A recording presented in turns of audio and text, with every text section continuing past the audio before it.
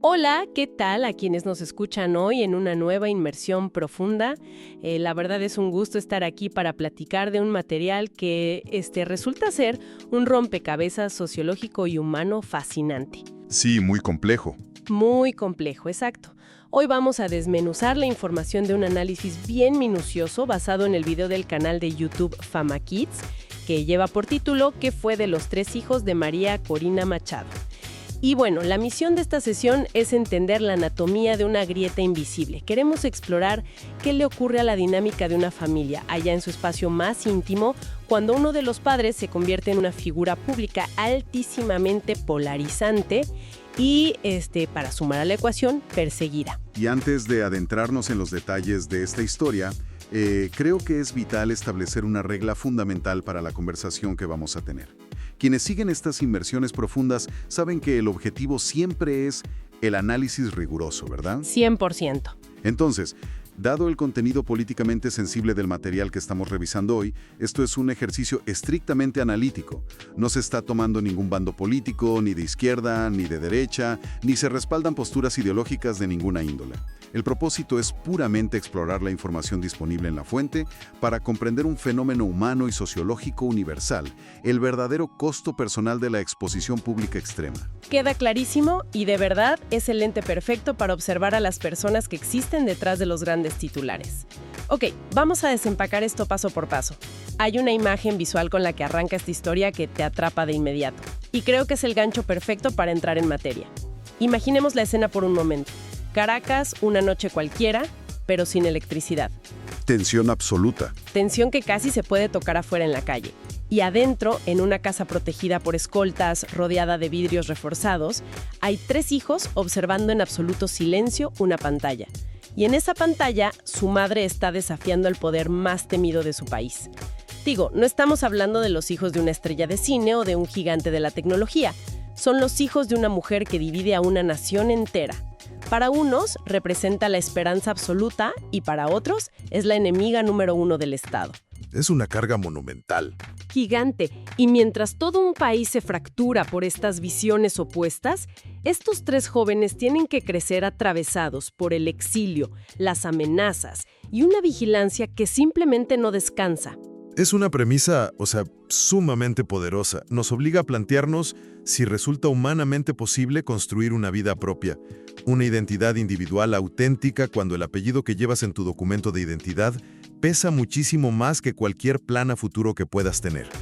Y para entender esto, es necesario hacer un viaje en el tiempo y regresar a ese punto exacto en la historia familiar donde la política cruzó la puerta de esa casa y ya nunca más volvió a salir. Sí, porque me da mucha curiosidad cómo era la dinámica antes de que estallara todo ese caos, porque evidentemente hubo un antes.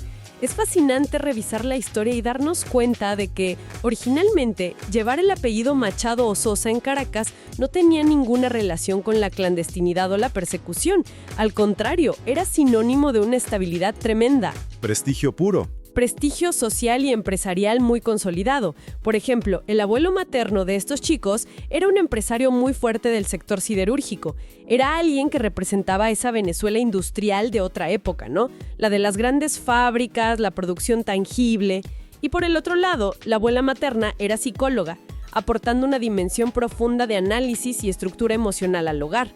O sea, una cuna donde la disciplina y los valores estaban súper arraigados. Y esa base estructural de la familia es clave para entender todo lo que vino después. Cuando María Corina Machado se casa con Ricardo Sosa Branger, la narrativa seguía el guión más tradicional y predecible posible para una familia caraqueña de ese estrato. Llegan los 3 hijos, Ana Corina, la mayor, luego Ricardo, el del medio, y finalmente Enrique, el menor. Los nombres típicos en la prensa. Exacto. Nombres que durante muchos años no figuraban en las portadas de los periódicos ni en los noticieros. Incluso en la época en que se funda la organización Súmate, que se dedicaba a denunciar irregularidades electorales, la dinámica interna se mantenía protegida. Adentro de la casa, ella seguía siendo simplemente mamá. Era la persona que se sentaba a revisar las tareas de matemáticas, que asistía a los eventos del colegio. Tratando de hacer malabares. Haciendo malabares constantes entre las reuniones estratégicas de alto nivel y la hora de la cena familiar. Esa ilusión de normalidad debía requerir un esfuerzo monumental. Y fíjate, hay un detalle que llama mucho la atención sobre cómo manejaron las crisis internas tempranas. Incluso el divorcio de la pareja ocurrió muy lejos del espectáculo mediático. Digo, en otras familias de alto perfil en América Latina, una separación de este tipo fácilmente se convierte en la comidilla de las revistas del corazón, en un circo público tremendo. Sí, un escándalo de semanas. Totalmente. Sin embargo, ellos se separaron protegiendo el entorno de los hijos con muchísima discreción, a diferencia de otras dinastías políticas que son famosas por sus luchas internas o peleas escandalosas por herencias. Aquí se mantuvo un muro de contención. Pero claro, esa normalidad, ese halo protector de estabilidad, inevitablemente tenía fecha de caducidad. Y si conectamos esto con el panorama general, el quiebre de esa barrera es uno de los aspectos más interesantes de analizar, porque no sucedió como solemos verlo en las películas, con una explosión dramática de la noche a la mañana o un anuncio en cadena nacional que te cambia todo en un segundo. Fue un proceso muchísimo más insidioso. El año 2010 marca un punto de inflexión. Claro, cuando es elegida diputada. Exactamente. Al ser elegida diputada, la confrontación con el poder dejó de ser meramente analítica o retórica. Afuera, la prensa internacional comenzaba a construir esta imagen de la mujer de hierro. Pero adentro de la casa, la presión empezó a filtrarse por las grietas. La tensión no llegó gritando, entró en forma de señales acumuladas y silenciosas. Detalles del día a día. Sí, hablamos de mensajes anónimos que aparecen de la nada, vehículos sospechosos que apagan las luces pero se queden estacionados demasiado tiempo frente a la puerta de la casa, advertencias súper discretas que llegan a través de conocidos. Es fácil imaginar lo desconcertante que debe ser para un adolescente intentar procesar por qué de un día para otro el trayecto al colegio cambia de ruta todos los días, o por qué hay que moverse con escoltas, por qué las conversaciones telefónicas en la casa de pronto se hacen en susurros, o por qué la palabra cuidado se convierte en el ingrediente principal en la mesa a la hora de comer. Y esto me lleva a un concepto psicológico que resulta crucial en toda esta historia y que me encantaría que pudiéramos explorar más a fondo. En la fuente se menciona el estrés anticipatorio. ¿Cómo funciona exactamente esto en la mente de una familia bajo este nivel de asedio? Clásica que experimentamos cuando caminamos completamente solos por un callejón oscuro a altas horas de la noche. Sí, el corazón te late rapidísimo. Exacto. El corazón late más rápido, los músculos se tensan, todos tus sentidos están en alerta máxima ante el más mínimo sonido, esperando que algo malo salte de las sombras. Esa reacción es natural y nos ayuda a sobrevivir en un momento de peligro puntual. Ahora, tomemos esa sensación física exacta y extendámosla a las 24 horas del día, los 7 días de la semana, durante años. ¡Qué agotador! Es vivir con la persistente y agotadora certeza de que algo terrible va a ocurrir de un momento a otro. Incluso si en ese instante preciso, sentados en la sala de la casa, todo parece estar en absoluta calma. El sistema nervioso simplemente pierde la capacidad de apagarse. Qué manera tan clara de ponerlo. Y aplicando eso al día a día, o sea, para la audiencia, piensen en lo que significa vivir filtrando cada pequeña decisión. Es una clase magistral y a la vez aterradora de adaptación humana ante la hipervigilancia. No poder anunciar un viaje o una salida al cine de manera espontánea con tus amigos.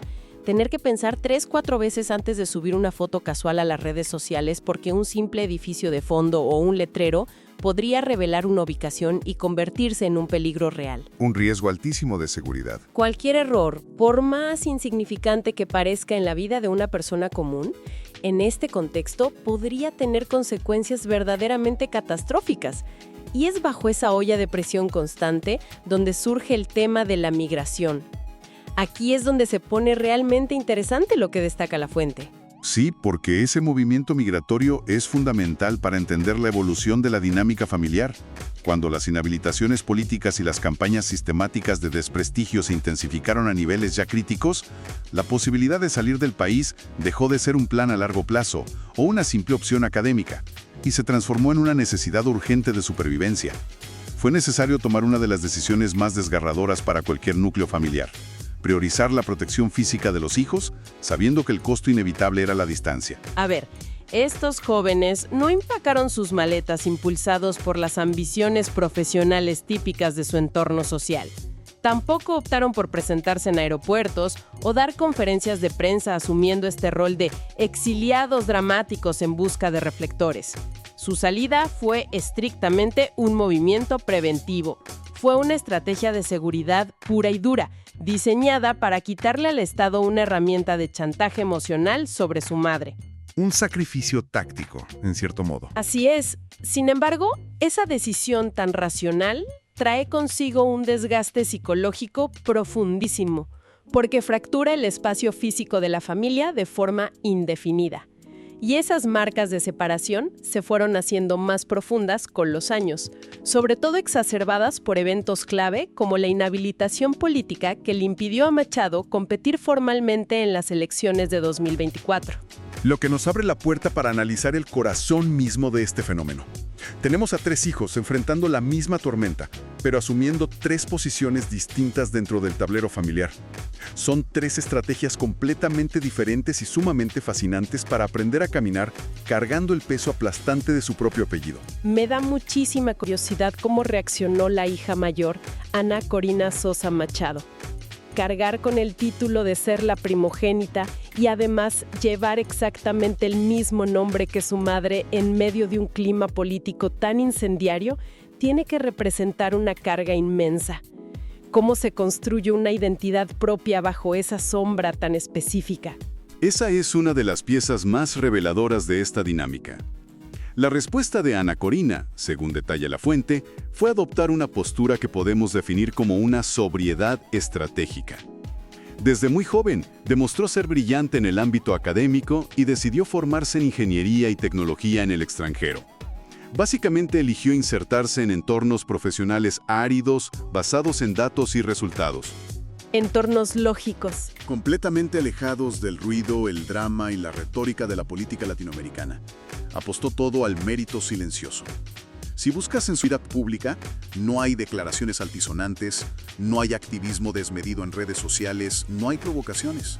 Es decir, construyó su propia trinchera basada enteramente en la contención. Así es. Ella entendió de manera muy prematura que su identidad pública estaría irremediablemente atada, casi fusionada a la figura de su madre. Sabía que cualquier logro profesional que obtuviera o cualquier tropiezo que sufriera sería escudriñado bajo la lupa implacable de un país totalmente polarizado. Y hay un elemento simbólico que no podemos pasar por alto: la carga de su nombre. ¡Llamarse Corina! Exacto. Llamarse Corina, igual que la mujer que desafía al Estado, no es una simple anécdota en su acta de nacimiento, es un eco generacional. Llevar ese nombre en medio de una batalla nacional de esta magnitud equivale a heredar una narrativa completa sin haberla pedido. Y fíjate que esa sobriedad estratégica de la que hablas se puso a prueba de una manera muy visible y reciente. En los años 2024 y 2025, cuando la figura de su madre alcanzó una visibilidad y una atracción internacional sin precedentes, la atención de los medios globales, los micrófonos, las cámaras, inevitablemente buscaron desesperadamente a los hijos para obtener alguna reacción. ¿Y cuál fue la respuesta de Ana Corina? Fue impecable. Lejos de montar un escándalo o aprovechar el momento para dar entrevistas llenas de furia o victimización, ella asumió un rol de representante simbólica del núcleo familiar. Sus apariciones públicas en esos momentos de altísima tensión fueron medidas, contenidas, casi solemnes. De verdad demostró la madurez de alguien que aprendió a convivir con la presión absoluta sin ceder a la tentación de convertir su dolor en un espectáculo de consumo masivo. Pasando al segundo hijo, nos encontramos con el caso de Ricardo Sosa Machado, el hijo de en medio. La literatura psicológica siempre tiene mucho que decir sobre el rol del hijo de en medio en cualquier familia tradicional. Pero aquí, Ricardo se encontró habitando una zona gris muy particular. Quedó atrapado entre la esfera pública, monumental y conflictiva que representaba el apellido Machado y la necesidad de mantener el ancla hacia la esfera privada y discreta que ofrecía el apellido Sosa tras el divorcio de sus padres. Su respuesta ante este escenario fue adoptar una táctica de invisibilidad protectora. Me llama poderosamente la atención esa decisión, especialmente en la actualidad. ¿Cómo interpretamos ese nivel de aislamiento digital en un joven de su edad? Porque la forma en que Ricardo ha manejado esto va en contra de todo lo que hace su generación. Redujo su huella en Internet al mínimo absoluto, No hay discursos en cámara, no hay publicaciones sentando posturas sobre la situación del país. Literalmente eligió ser un fantasma digital. Esa invisibilidad es un escudo de supervivencia altamente sofisticado. En la era digital en la que vivimos, sabemos que las insinuaciones, los ataques y las teorías de conspiración viajan a la velocidad de la luz. Cuando los ataques institucionales y mediáticos contra su madre subían de tono, el apellido empezaba a circular rápidamente en foros digitales, en campañas de desinformación. Ricardo aprendió, probablemente a base de mucha tensión, que intentar defenderse o aclarar rumores en Internet es una batalla perdida. Simplemente le echas leña al fuego. Totalmente. A veces la estrategia de defensa más impenetrable no es alzar la voz para desmentir un ataque, sino desaparecer por completo del radar de los atacantes. Pero sostener ese escudo debe cobrar una factura personal altísima. Pensemos un segundo en lo que implica vivir la juventud con ese nivel de autocensura. En una etapa de la vida donde cualquier persona de 20 y tantos años está compartiendo sus viajes, sus opiniones, sus gustos musicales o simplemente la taza de café que se está tomando, Ricardo tuvo que reprimir por completo el impulso natural de construir una identidad pública espontánea. Un filtro mental permanente. Tuvo que aprender a medir el impacto de cada palabra no dicha. Evitar fotografías casuales con amigos, filtrar constantemente su propia voz con la plena conciencia de que en un país tan dividido, hasta su propio silencio corría el riesgo de ser mal interpretado como un mensaje político. Es una adaptación forzada y dolorosa, donde la seguridad emocional e incluso física de toda la familia depende de tu capacidad para pasar desapercibido. Es un sacrificio de la propia juventud en aras del bienestar colectivo familiar. Y si Ricardo asimiló esta presión adaptándose desde la invisibilidad para protegerse, llegamos al caso más complejo desde la perspectiva del desarrollo. El del menor, Enrique Sosa Machado. Su mecanismo de supervivencia se define como una madurez silenciosa. La gran diferencia de Enrique respecto a sus hermanos mayores es una cuestión de tiempo y contexto. Él no tiene memoria de un antes pacífico. Claro, cuando él empezó a tener conciencia de su entorno, la tormenta ya no era un evento aislado, era el clima permanente de su hogar. Precisamente. Enrique no experimentó una infancia temprana libre de escoltas. No conoció lo que era salir a un parque sin protocolos de seguridad o sin advertencias sobre con quién hablar. Para él, ver a su madre en una confrontación directa y peligrosa con el poder estatal no fue una transición sorprendente y dolorosa como lo fue para Ana o Ricardo. Fue su estado base, su punto de partida en la vida. Y crecer con esa normalidad distorsionada altera drásticamente todo el mapa del desarrollo de un individuo. Es devastador pensar en cómo eso reconfigura la adolescencia. Esa etapa está diseñada biológicamente y socialmente para la rebeldía, para empujar los límites, para cometer estupideces y descubrir quién eres a base de equivocarte. Pero la adolescencia de Enrique estuvo atravesada por una cautela casi adulta desde el primer día. Él creció sabiendo que saltarse las reglas, escaparse a una fiesta o cometer el más mínimo error de juicio no resultaría en un simple regaño de sus padres. Las consecuencias eran a nivel nacional. Exacto. Un error adolescente normal en su caso podría terminar en la portada de un periódico controlado por el Estado al día siguiente.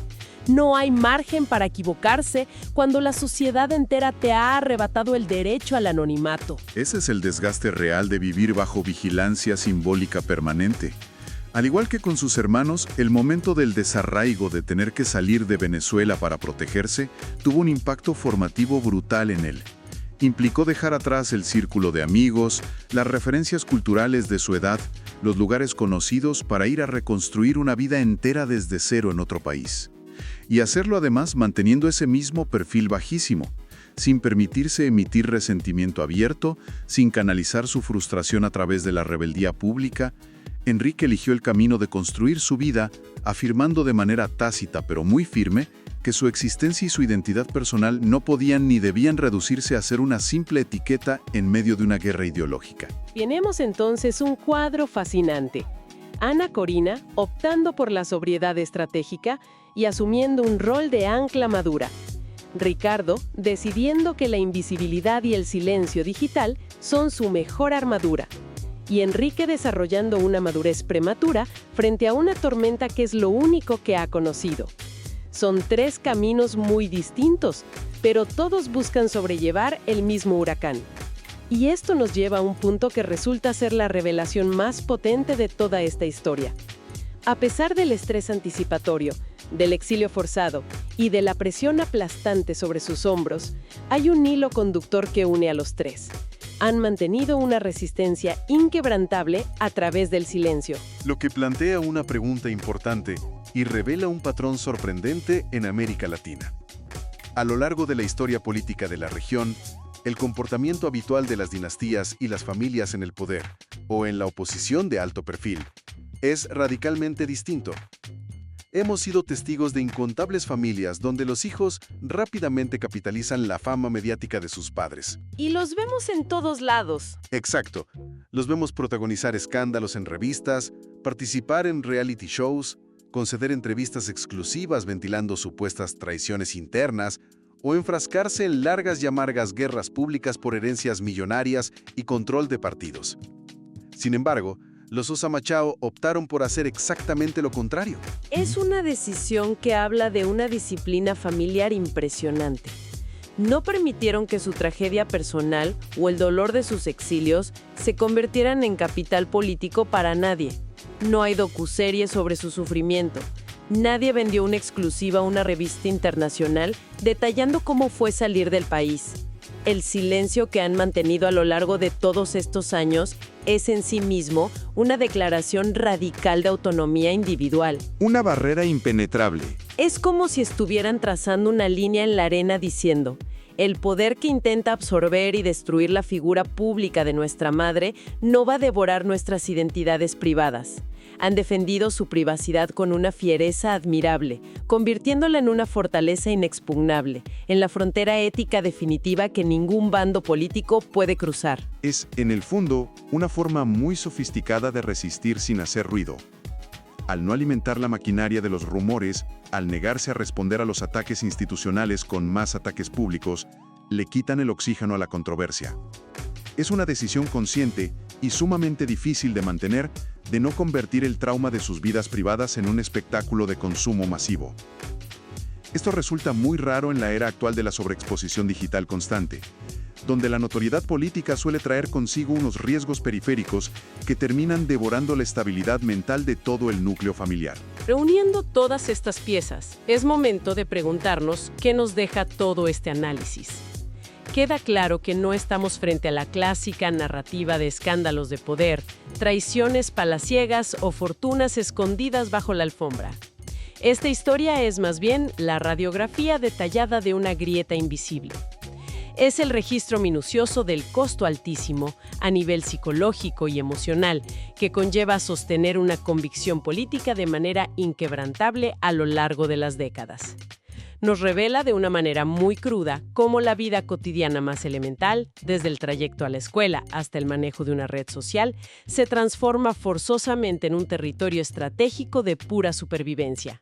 Y sobre todo ilustra cómo la privacidad se convirtió en la última trinchera, la más importante y la más defendida por esta familia. Y el gran valor de diseccionar un caso con estas características radica en que nos ilustra una tensión humana profunda que va mucho más allá de la política local de un país. Nos habla del eterno y universal conflicto entre la pertenencia a un legado familiar ineludible y la necesidad vital casi biológica de construir una autonomía y una identidad individual propia. Nos sirve como un recordatorio contundente de que detrás de cada gran evento geopolítico, detrás de cada discurso encendido que da la vuelta al mundo en las noticias, siempre existe un epicentro humano, íntimo y profundamente privado que está absorbiendo en silencio todo el impacto de ese sismo. Queda esta reflexión en el aire para la audiencia de hoy, para que la analicen y le den un par de vueltas por su cuenta. Si el objetivo último de cualquier liderazgo político que se enfrenta a un sistema para luchar por su país es garantizar un futuro libre, pacífico y seguro para las próximas generaciones, ¿cuál es la paradoja de tener que sacrificar irremediablemente la libertad, la paz y el anonimato de su propia generación de hijos en el presente para poder lograrlo? ¿Existe algún triunfo en la gran plaza pública, por más histórico que sea, que pueda llegar a compensar la pérdida definitiva de la tranquilidad privada en la sala de una casa? Son cuestionamientos complejos, que no tienen una respuesta sencilla, pero que revelan la verdadera dimensión del sacrificio humano. Muchas gracias por acompañarnos a desmenuzar esta historia. Hay que recordar que muchas veces las lecciones más profundas sobre la naturaleza humana no están en los discursos bajo los reflectores, sino en lo que ocurre justo cuando se apagan las luces de las cámaras. Hasta la próxima inmersión profunda.